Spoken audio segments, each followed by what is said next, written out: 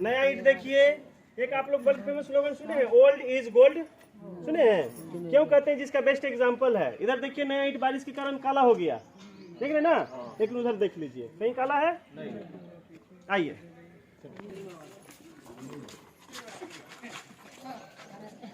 पुड़े। इस विश्वविद्यालय का अभी तक मेन गेट नहीं मिला है, नहीं मिला है ना? इसलिए टूरिस्ट को विजिट करने के लिए इंडियन आर्कियोलॉजिस्ट ने इस सॉलिड दीवार को काट करके एक रास्ता बनाया है, जो दीवार की चौड़ाई 10 फुट से ऊपर पाया गया है। दीवार को काटा गया तो ये सीमेंट का स्लैब बाद में डाला गया है।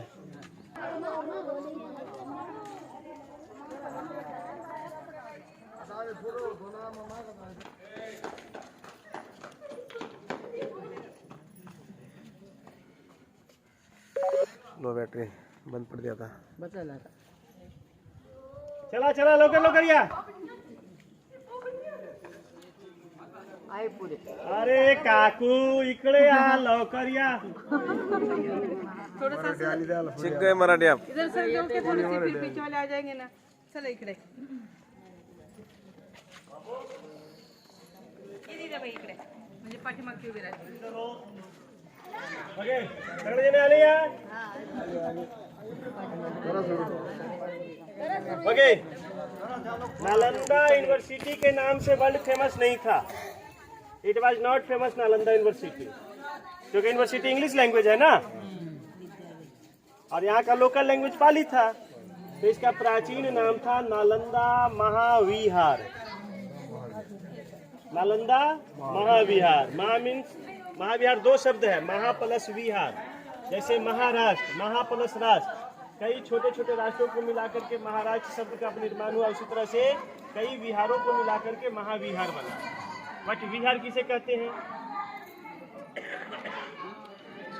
आप लोग भी विहार कर रहे हैं, घूमते हैं। भगवान बुद्ध विहार करते थे ना, हैं? और उनके साथ लाखों होते थे। हमारे गुरु जी के साथ 100 हैं, 100 के ऊपर है ना? तो आप लोग भी विहार कर रहे हैं, साथ रहकर पठन और पाठन का कार्य करते हो, पढ़ने और पढ़ाने का कार्य करते हो, इस उद्देश्य के लिए एक स्थान से दूसरे स्थान पे जाते हो, इसी को विहार कहते हैं। और यही विहार शब्द इस्लाम शासक में बिहार हुआ, और बंगाल से कट करके नया राज्य बना तो ये बिहार हुआ, और बिहार में रहने वाला में बिहारी हो गया। तो गर्व करते हैं आई एम बिहारी, है ना? तो वेन सांग ने अपने डायरी में 108 विहार के बारे में लिखे थे। 108 होली नंबर है, चाहे वो बुद्धिज्म का हो, हिंदुज्म का हो या जैनिज्म का हो। इस्लाम का 786 है। लेकिन जो 1 किलोमीटर की एरिया में खुदाई हुआ तो 11 विहार मिला है। 97 विहार के ऊपर गांव है, अर्थात 97 हॉस्टल के ऊपर गांव है। ये पूरा एक विहार है, एक छात्रावास है, जिसके चारों तरफ रूम्स हैं।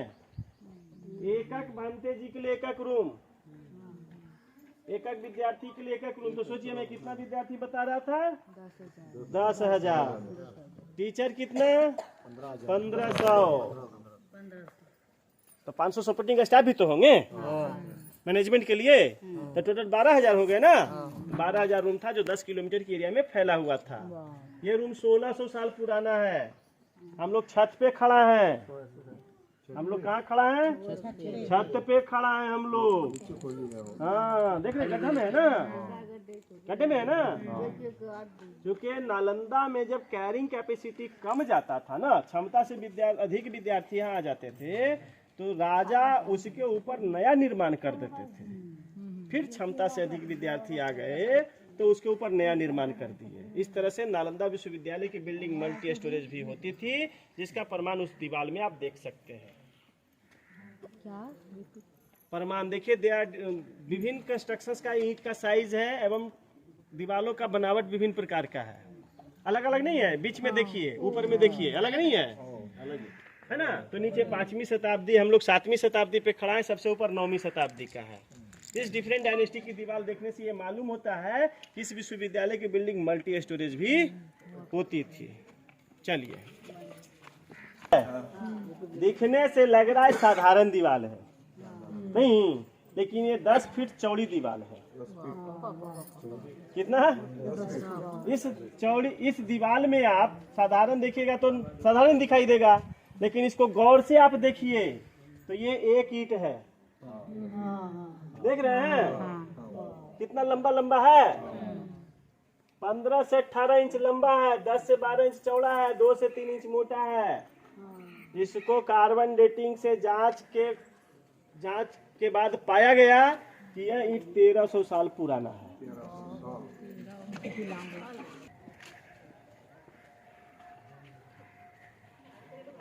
के कैंपस में आ गए विदाउट इंटरव्यू, 100% पास,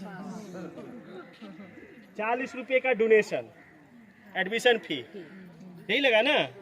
लेकिन उस समय आते तो आप लोग सोचिए क्या होते।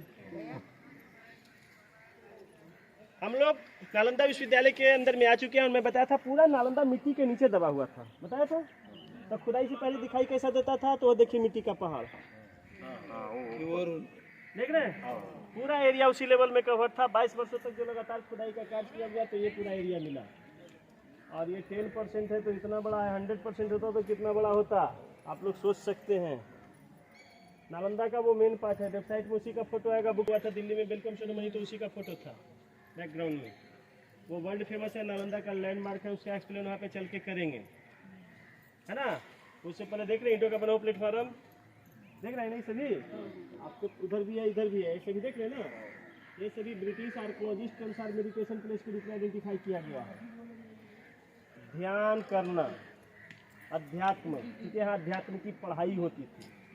मेडिटेशन करने से माइंड कॉन्सेंट्रेट होता है, ज्ञान की प्राप्ति होती है। और इतिहास से हम लोगों को सीखने के लिए मिलता है कि जितने भी सोशल रिफॉर्मर थे, स्कॉलर थे, सभी को ज्ञान की प्राप्ति मेडिटेशन के बाद हुआ है। चाहे भगवान बुद्ध हो या उनका right hand left hand Sariputra Mahamoggallana हो, आनंदा हो, पाली हो, माँ कश्यपा हो, नागार्जुना हो, आदिदेवा हो, वसुबंधु हो, रामपाला हो, सविष्णु हो, संगा हो, शिलभद्र हो, सो है ना। इवन टुडे है ना, महात्मा गांधी हो या बाबा साहब भीमराव, आज 90% लोग डिप्रेशन में रहते हैं विदाउट मेडिटेशन, है ना। मेडिटेशन करो, टेंशन भगाओ। लेकिन आज के स्ट्रीट लीडर मेडिटेशन करने ही नहीं देते हैं। आज मेडिटेशन का दूसरा नाम है विपासना, है ना। तो नालंदा में विपासना प्रमुख विषय माना जाता है। अभी चलते हैं जिस हॉस्टल को देखने के लिए चल रहे हैं, उस हॉस्टल का निर्माण सुमात्रा के राजा अर्थात इंडोनेशिया के राजा किया था। यहाँ पे बहुत सारा चीज़ देखेंगे, उसके बाद इधर आएंगे, है ना।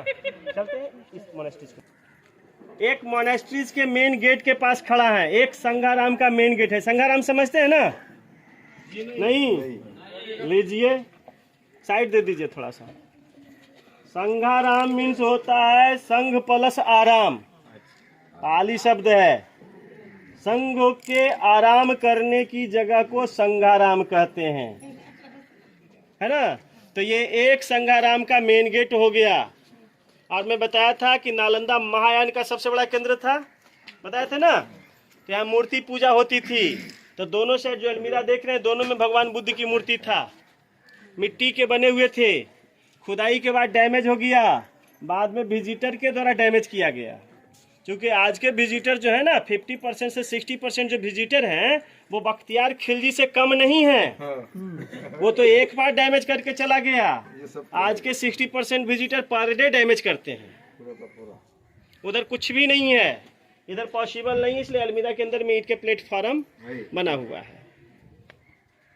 विद्यार्थी या टीचर अंदर जाते थे या बाहर जाते थे तो बुद्ध वंदना लेते हुए अंदर या बाहर जाते थे। और वो बुद्ध वंदना नमो तस्य भगवतो अरहतो सम्मा सम्बुद्धस्य बुद्धं शरणं गच्छामि धम्मं शरणं गच्छामि संघं शरणं, उच्चारण करते थे, अंदर जाते थे, उच्चारण करते थे, बाहर जाते थे। तो आप लोग भी तो अंदर जाइएगा, आप लोग भी सीखने के लिए आए हैं, तो आप लोग भी उच्चारण करते हुए अंदर जाइएगा।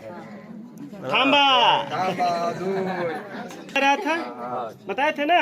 तो ये दीवार देखिए, इस दीवार को देख करके सोचिए कि नालंदा विश्वविद्यालय में कितना हाई टेम्परेचर था। जो ब्रिक्स मेल्ट हो चुका है, जैसे चिमनी और भट्ठा से ईंट झामा होकर के निकलता है ना, उस तरह से ईंट झामा हो गया है। देख रहे हैं? इसे देख करके सोचिए, इन्वेडरों ने, बाहरी आक्रांताओं ने या मुसलमान शासकों ने किस प्रकार से भारतीय सभ्यता, संस्कृति और ज्ञान को खत्म करने का पूरी तरह से प्रयास किया।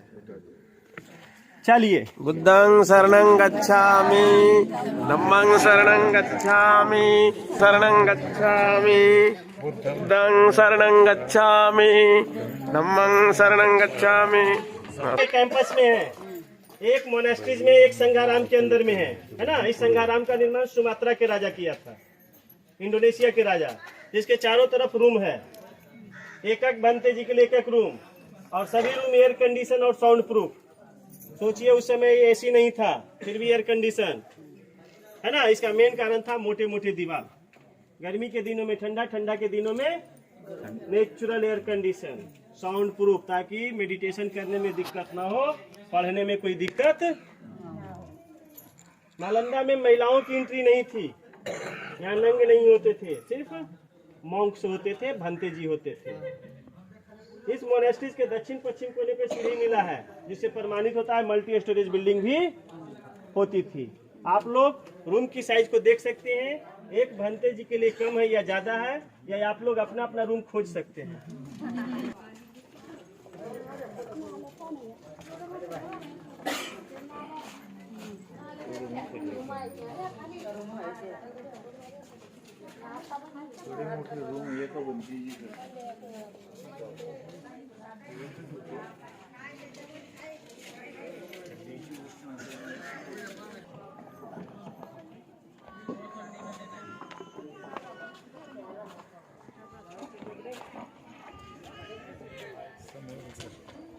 पढ़ाई का कार्य करते थे।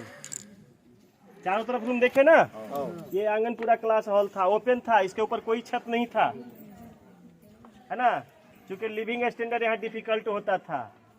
और वो प्लेटफॉर्म देख रहे हैं, तो गुरुजी के बैठने का स्थान हो गया, है ना। और ये पत्थर जो देख रहे हैं, ये सिंपल स्टोन नहीं है, कॉस्टली है, उसका नाम है ग्रेनाइट। नालंदा में मोस्टली ग्रेनाइट पत्थर का यूज किया गया पिलर के रूप में, जिसके ऊपर छत होता था। पढ़ाई की समय सीमा नहीं था यहाँ पे, after sunrise to before sunset regular.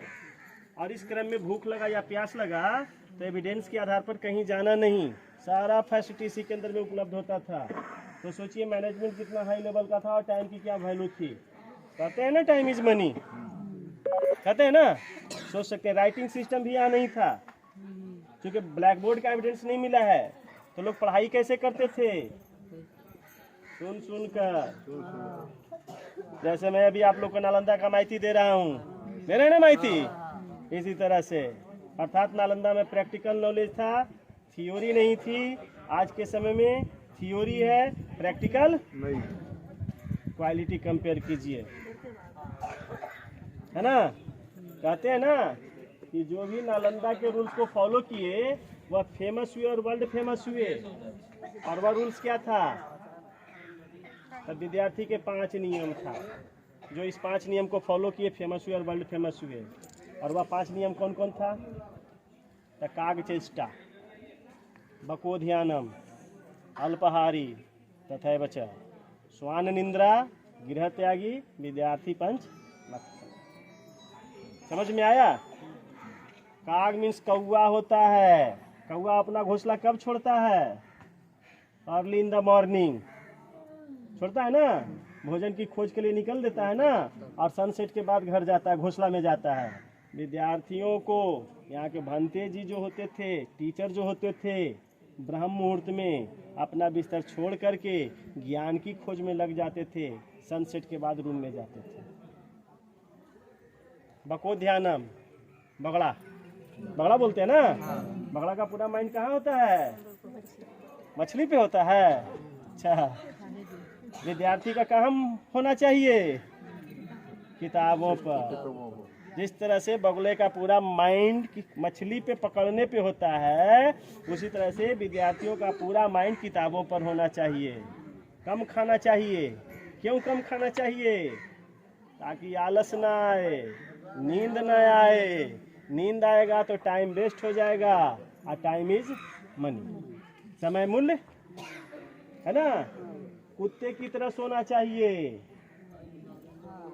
आधा सुतल आधा जगल होना चाहिए, होना चाहिए ना। अब घर से दूर होना चाहिए। इतिहास से हमको सीखने के लिए, आप साथ में हो जी, ये बाबा फोन और अंदर बोला ना। इतिहास से हम लोगों को सीखने के लिए मिलता है कि जो भी घर छोड़े हैं वही फेमस और वर्ल्ड फेमस हुए हैं। भगवान बुद्ध घर नहीं छोड़ते तो आज इतना बड़ा संघ नहीं होता, विदेश में उनका फॉलोअर नहीं होते। सारे पुत्र घर नहीं छोड़ते तो सेकंड बुद्ध नहीं होते। बुद्ध कोई नाम नहीं है जी। आप लोग भगवान बुद्ध कहते हो ना, भगवान बुद्ध भगवान तो है ही, बुद्ध कोई नाम नहीं है। उनका तो नाम सिद्धार्थ था। भगवान बुद्ध कहे कोई भी व्यक्ति बुद्ध बन सकता है। बुद्ध का अर्थ होता है ज्ञानी पुरुष, है ना, ज्ञानी, इनलाइटमेंट पर्सन्स कॉल्ड बुद्ध, है ना। सारे पुत्र नहीं घर छोड़ते, सारे पुत्र भगवान बुद्ध के बताए हुए रास्ते पे चले ना, इसलिए सेकंड बुद्ध कहलाए। महामुगलायन राइट हैंड का लेफ्ट हैंड कहलाए, फेमस है ना वर्ल्ड फेमस। आनंदा, उपाली, माँ कश्यपा, नागार्जुना, आर्यदेवा, वसुबंधु, धर्मपाला, अश्वघोष, है ना, वसुबंधु, सोन। चलिए ये तो बात की पास्ट है, कुछ रिसेंट में हो जाए तो मानेंगे ना, कहते हैं ना, ऐसे झूठ मूठ के सब बता देते हैं, कहानी बना देते हैं। रिसेंट में महात्मा गांधी घर छोड़ करके साउथ अफ्रीका नहीं जाते तो आज भारत आज़ाद नहीं होता, और बाबा साहब भीमराव अंबेडकर विदेश पढ़ने के लिए नहीं जाते तो आज भारत का संविधान नहीं होता ना। तो घर छोड़ने के बाद ही सब वर्ल्ड फेमस हुए हैं। ये तो प्राचीन काल के थे।